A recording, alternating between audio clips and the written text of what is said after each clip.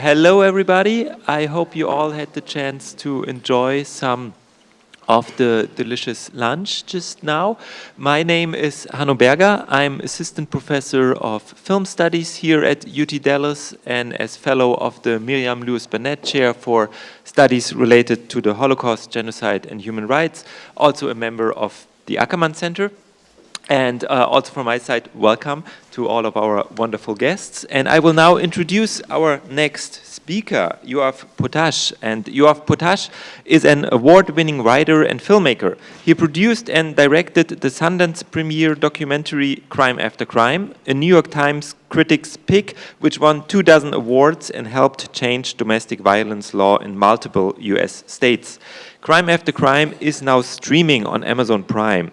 Yoav also directed the San Francisco Indie Fest Jury Prize winning documentary Food Stamped, and his film A Great Big Secret was one of only 2 short films to screen at Lincoln Center as part of the 2025 New York Jewish Film Festival. Yoav is an alumnus of UC Berkeley, where he received the university's top prize in creative writing.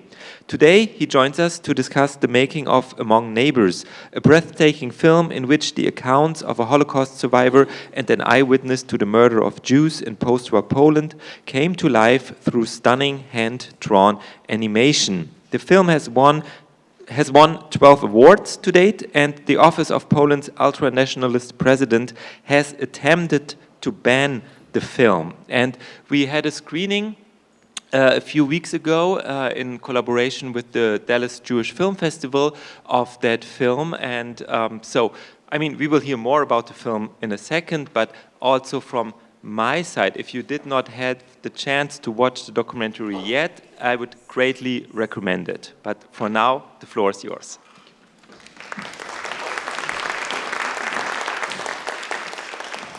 Thank you. All right, let me get a sense of the room here. How many of you have seen the film by show of hands? All right, and how many of you have not seen the film by show of hands? All right, so I'm going to try to thread the needle, and I need those of you who have seen it to work with me. No spoilers, okay? I am going to tell you about the film, and obviously I have to reveal certain things. But there are aspects of this film that are surprising, even miraculous, and I think those are best experienced when you get the chance to see the film for yourself. Speaking broadly to all of you, you're all here because you have an interest in this chapter of history. And some of the themes and questions that have come up for me over the course of making this film are as follows. I'm going to kind of lay out some of the themes, and then we'll get into them. And let me have some freedom here, just a second. There we go. All right, even louder on that one. Okay, so is history a fixed set of events that happened in the past? Or is history something that evolves as we continue to make new discoveries about it? We tend to think history, it's what happened, and yet the deeper you get into the art and craft of history, the more you see, and I think we've even seen in some of the presentations this morning, that we're always discovering and learning new things. And when we examine history more closely, I think one of the things we see is that history itself resists simplistic and sometimes nationalistic narratives that we have, especially about things like good guys and bad guys. We're tempted to impose those narratives onto history. History, of course, is story. It's in the word itself. And stories are easier to tell when there are good guys and bad guys. Another theme I want to bring you to is the need for continual research, the need to keep digging, the need to keep looking, to follow every lead and to keep pushing. And by doing so, with regard to Holocaust history, one of the things that we can do is actually reclaim some of Jewish life and Jewish culture that was lost. So that's a little bit of a map of where I'm hoping to take you. Now, let me start to tell you the story of how this film got made. When I was a kid, I watched Fiddler on the Roof. Like many of you did. I saw it as a live stage production in San Diego, California, where I grew up, and my mind was blown. It was a beautiful production, and that was one of many ways where I became aware that Jews used to live in these places called shtetls, in these little towns, in this rural environment in Eastern Europe, where we had a whole culture that was unique. And then as I got a little older, I learned about the Holocaust, probably a little too young, to be honest, because my very first nightmares as a child were Holocaust related. But I think I figured out that that was what made those places extinct, the Holocaust. And that was why not only did we have plays like Fiddler on the Roof, but why in my home and in many Jewish homes you would see these paintings depicting this kind of old world way of life. And so I was always curious about that lost world, and in my dabbling in Jewish life personally, I felt like I tasted little fragments of it here and there, especially perhaps in my visits to Orthodox weddings and events like that, where you would feel with the communal singing and dancing, maybe just a little bit of a sense of what it might have been like to live in a vibrant Jewish town, a shtetl. So that's where I was when, in the year 2014, my friend and colleague Anita Friedman gave me a call and said, "Do you want to go to Poland?" And what it was all about was she was rededicating the cemetery in what was her father's shtetl. And I said yes, mainly because of all the background about myself that I just explained. And I was curious enough where I said to her, look, if you're going to schlep me all the way to Poland because you want me to film the rededication of a Jewish cemetery there, let me do more than just that. Instead of only filming the ceremony, let me go knock on some doors in this town, try to talk to the oldest people there who live there today. And of course, there are 0 Jews in this town today. But let's see if any of them can remember what life was like in this town when about 2/3 of the residents there were Jewish. So that's how this all began.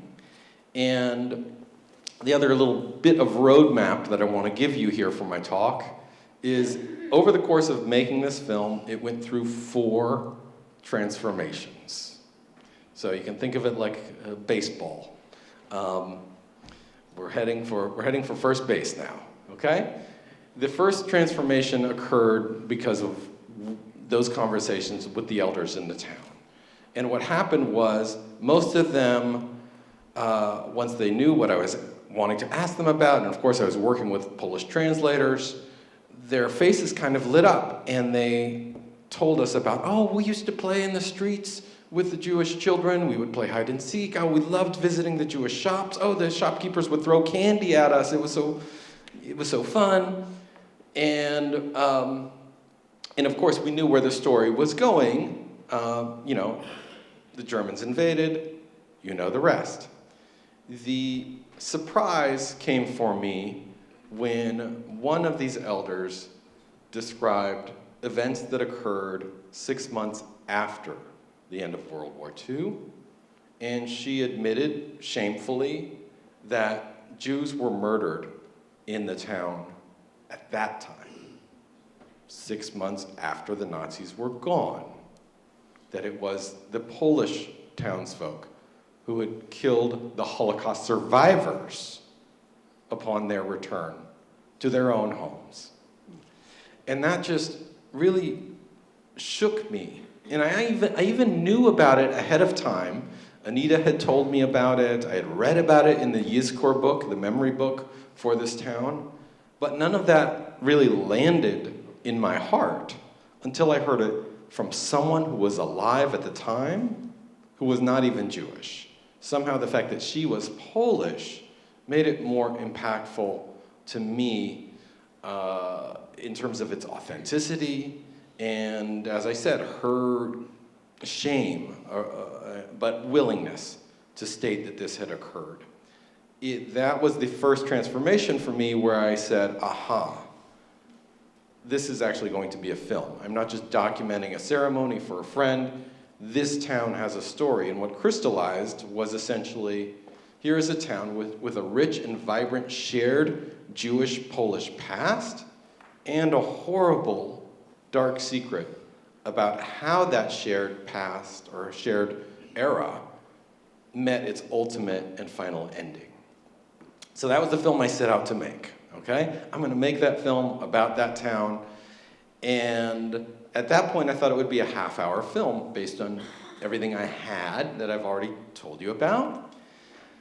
And I became somewhat obsessed with the town. I was contacting every institute I could imagine that might, somewhere in its archives, have a photo of this town or some sort of record. And mind you, this is a very small shtetl. It had 3,000 residents in total on the eve of World War II. So there was not a lot to be found, but one of the agencies that I got in touch with was the Jewish Historical Institute in Warsaw. Many of you are familiar with it. One day, they contacted me and said, guess what? We've received a handwritten letter from a woman who says she spent much of her childhood in the town that you're so focused on and pestering us about. And by the way, the name of the town is Gniewyszew, if you're of Jewish origin, that's how you say it. And if you're Polish, you would say Gniewosław. So it's a tale of two cities right there, just in how you even utter the name of the town. But we've received a handwritten letter from a woman who grew up in the town. She says that she saw the post-war murders, that she wants to come forward and tell her story now, and she's looking for help to try to find the son of two of the victims. And so it was a tremendous moment to now have a real intimate eyewitness to the account, because the other person who had told me about it knew about the crime, but this was someone who actually saw it unfold before her eyes and really knew the victims quite intimately. So getting her on camera was, as you can imagine, the second transformation in the making of the film. Suddenly now, the story became much more immediate, much more intimate. She became really the heart of the film. Everything I had gathered up to that point now shifted and became almost like a Greek chorus around her. And the other obstacle I was running into as a filmmaker and trying to tell her story was well, when we interviewed her, her story kind of came flooding out of her. It was as if the floodgates to this woman's soul had opened, because she had been holding the story in for over 7 decades. And the reason she was coming forward now, why, at this moment, as opposed to any other prior year, was she had found out that the ringleader of the killers had passed away. Now it was safe, because they had threatened her. They knew that she had seen what they had done, and they had threatened her, keep quiet, or you know what will happen to you. So she took that threat seriously her entire life, and only when they passed away did she come forward. And it just so happened that coincided with my having begun to document this story of this town. So in absorbing her story, so to speak, interviewing her, having the story kind of come rushing out of her in Polish, not in chronological order, right?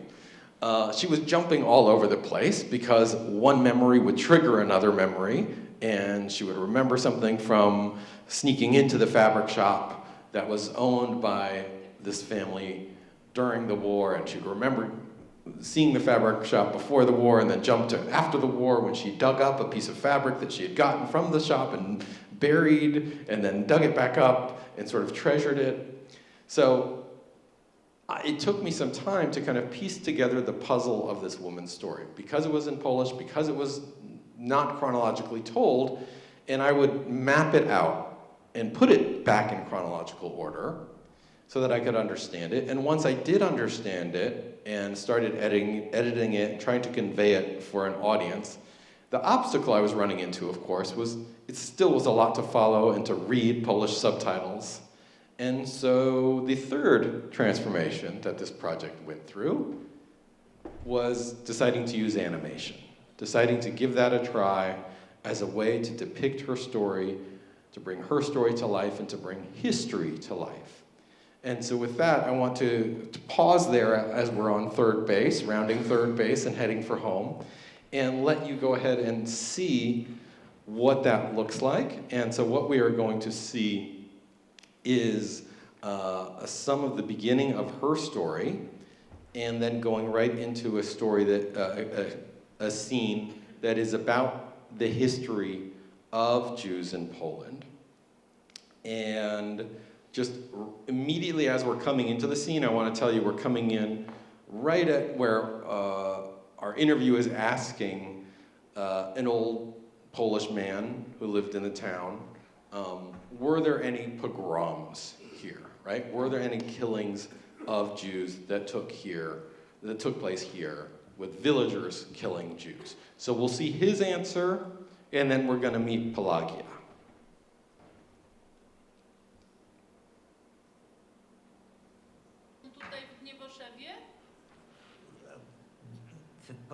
Zabijania. Było zabijanie Żydów przez Polaków? Coś pan słyszał? Nie słyszałem tego, że Polaki bili, tylko Niemcy. Ja zawsze sobie przypominam to zabicie.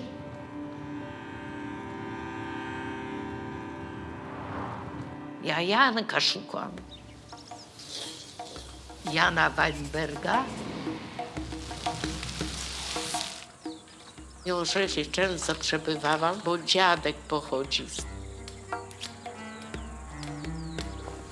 Dom pobudował naprzeciwko Weinbergów. Pini Weinberg był ojcem rodziny. Mieli zawsze sublokatorów. Rabin mieszkał dość długo. Mieli sklep bławatny.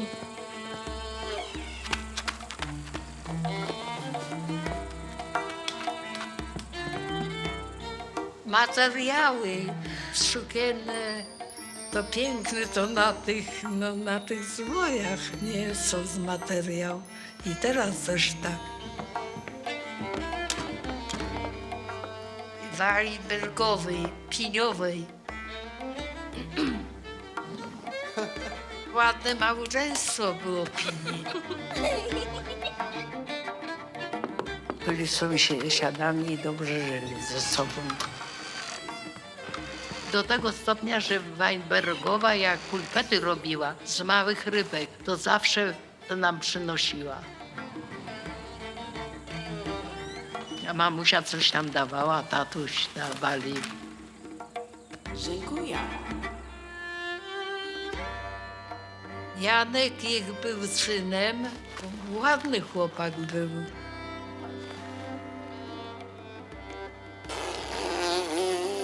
Danusia, jego siostra, miała 4 latka, Danusia.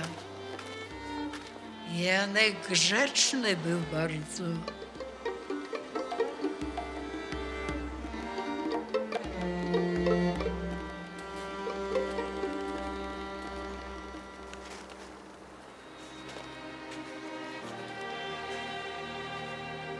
relations between Poles and Jews have a history as long as the history of Poland. In the Middle Ages, especially in the late Middle Ages, several European countries expelled the Jews or demanded conversion. Jews were killed, they were robbed, they were raped across Europe. But in Eastern Europe, the monarchs saw Jews as useful immigrants, people bringing important skills, especially in the market economy and international trade. In 1264, the Polish kingdom issued the Statute of Kalisz, setting legal parameters for Jewish presence in Poland, outlining rights and privileges of economic activity, religious life, and protections against persecution. In every major Polish town, we can see Jewish communities developing. They built the synagogue, the Jewish cemetery, a Jewish school. The contribution that Jews played in Poland for almost 1,000 years to culture, to literature, to economics, to academia, to medicine, to the legal profession. By the 1930s, in the biggest cities of Poland, like Kraków, Warsaw, Jews made about a third of the population, and in the many small towns, they made 70 or even 90%. They felt in Poland at home, that this is a safe place.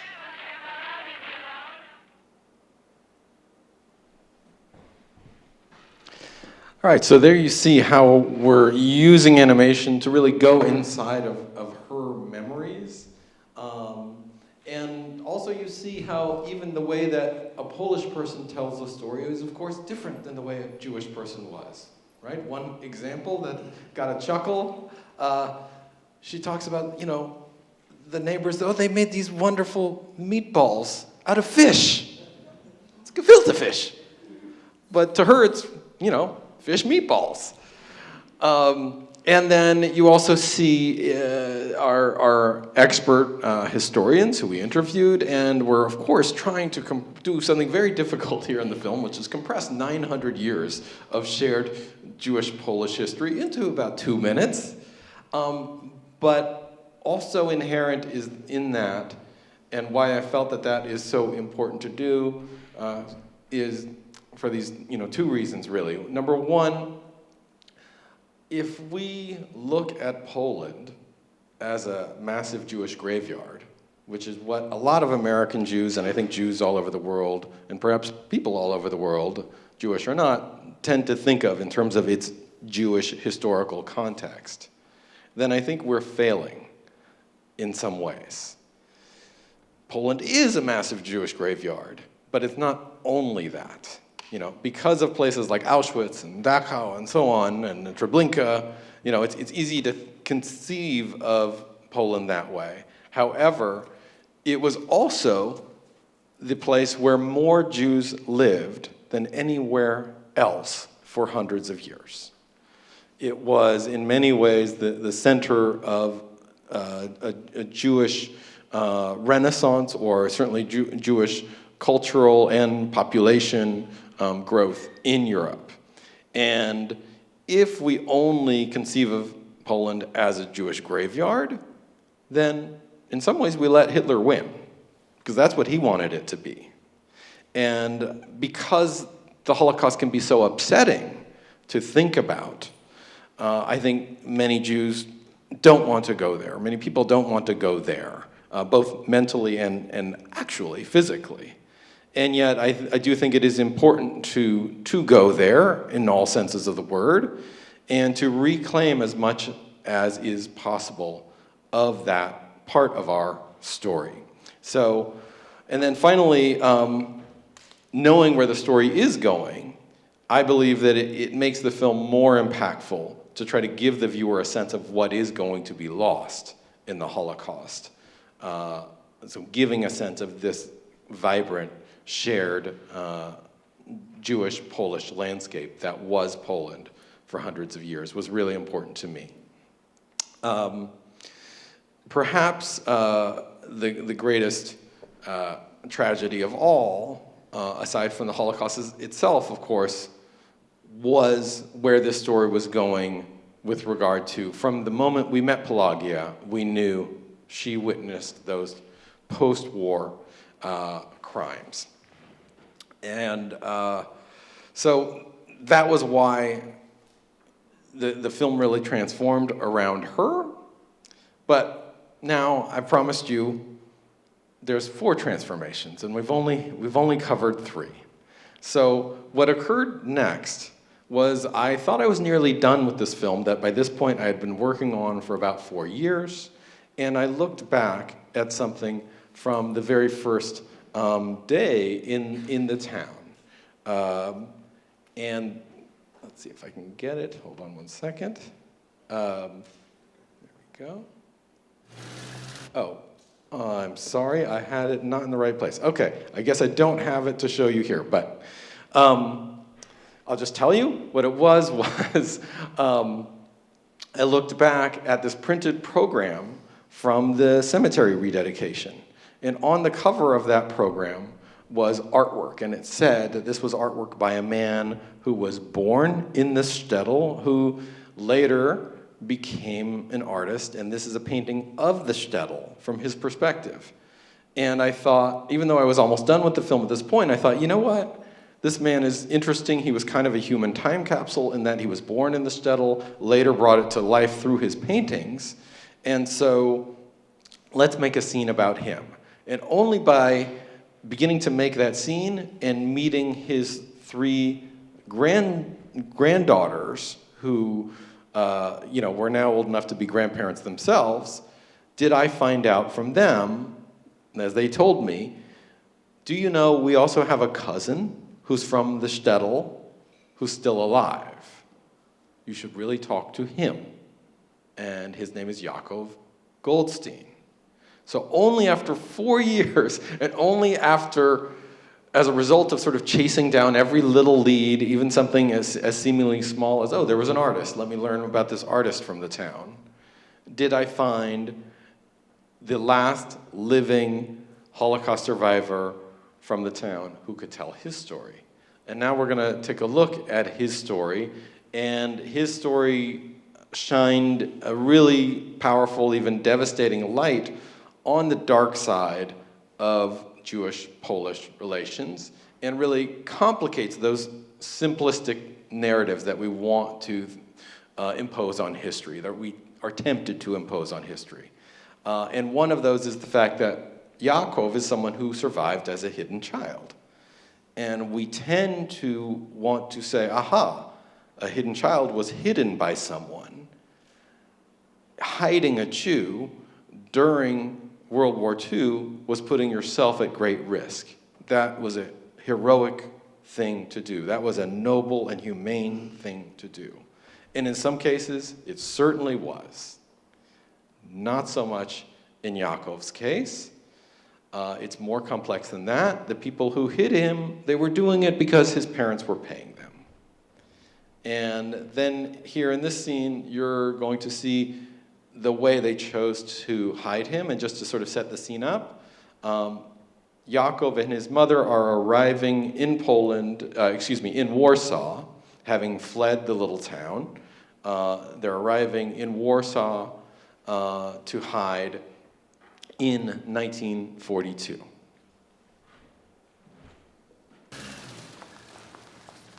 It was very difficult to live in a small apartment together with a Polish family. And probably to be discovered by the neighbors. And that brought my mother to the decision to leave me in Warsaw so that I will be more safe and I will survive better the war. But I was 9 years old, so still I was a little child. Maybe that I had blue eyes was part of her calculation to try and hide me as a Polish kid and to save my life hiding with a Polish family in Warsaw.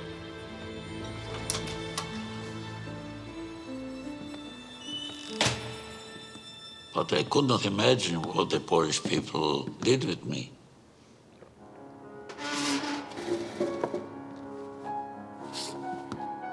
After my mother left, the Polish family moved me to a little place above the entrance of the apartment. It was a place where they used to put all the junk. A small place, really narrow, not long enough to stretch my legs. There was no window. I had a little light coming from the apartment, but mainly it was dark. I suffered a lot of the cockroaches. A lot of them used to attack me during the night. They used to invite guests. I was supposed to behave myself very quietly, not to make any noise. Of course, the two little girls, the daughters, they knew about myself, but the parents told them not to tell that somebody's living together with them.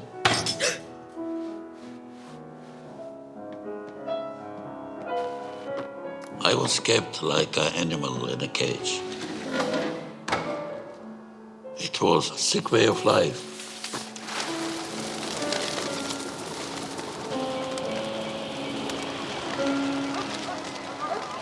But what really saved me was that the oldest daughter took books from a library.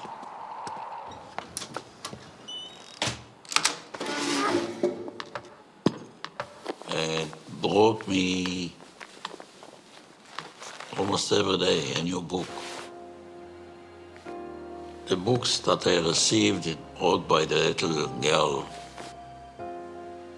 really saved me. It was some kind of escape. An escape to different stories, fairy tales.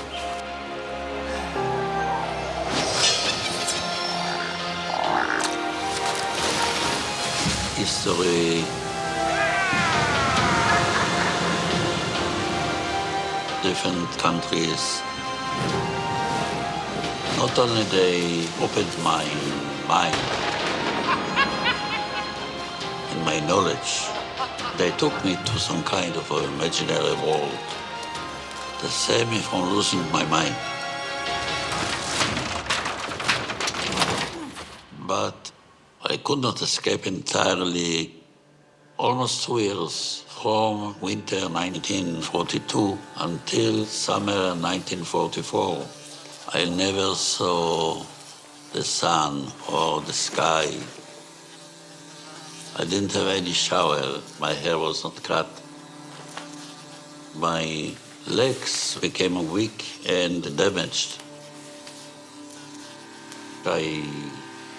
I'm suffering even for the memories about this place.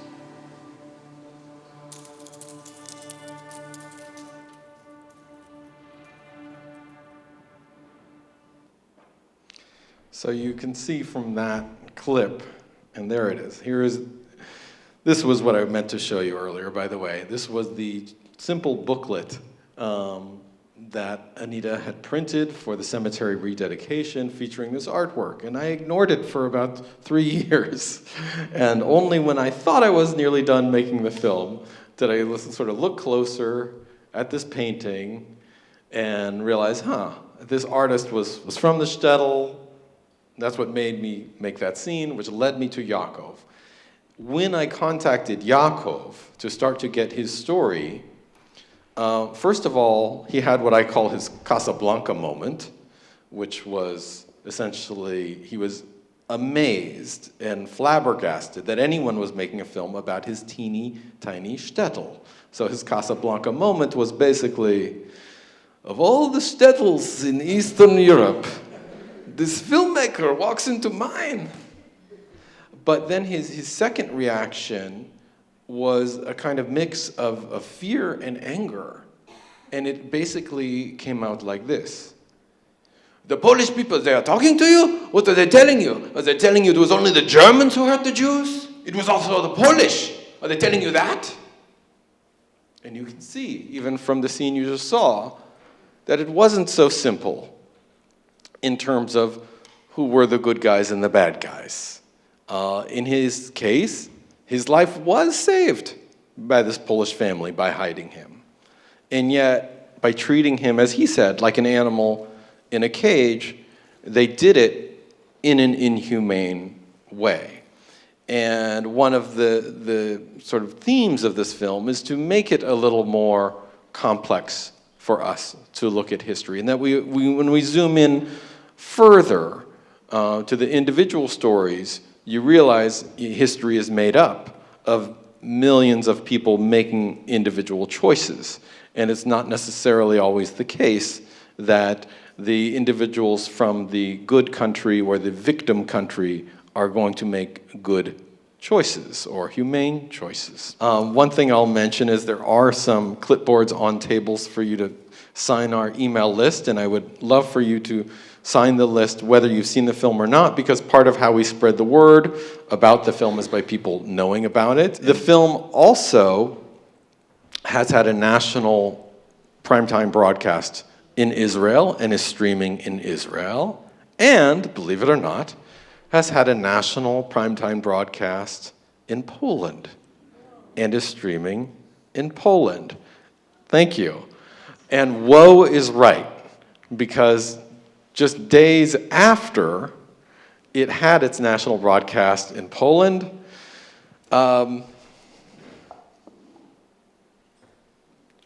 this happened. The ultra-nationalist faction in Poland flipped out about the film and essentially made a big stink about it in their echo chamber of media and have tried to get the film banned and have tried to get the broadcaster punished for daring to air my film, which complicates the traditional simplistic narrative that Poland likes to tell itself about their own history. So that is ongoing, and there will be some new developments on that story actually tomorrow. There'll be some breaking news on that story. So if you do sign our email list or follow us on any of our social media pages, you'll be among the first to know what those new breaking developments are. But this is why it's important to tell these stories, because by following every lead, we can uncover new information and really learn new things about history that force us to reckon with the most difficult aspects of history. And those most difficult aspects, those are the parts of history that take longer to surface. And certainly that is true with regard to Polish complicity in the eradication of Jewish life in Poland. And last thing I want to say is I'm certainly careful to try to not paint all Poles or all of Poland with one brush and say, oh, they're all horrible or anything like that. This film could not have been made, this story could not have been told without the support of wonderful people and organizations in Poland, and I encourage people to go and visit and explore that history for themselves. Like in many countries today, including the United States, there's a part of the political faction that just wants to silence anything that, quote unquote, makes them look bad. And that's why we're getting the reaction that we're getting.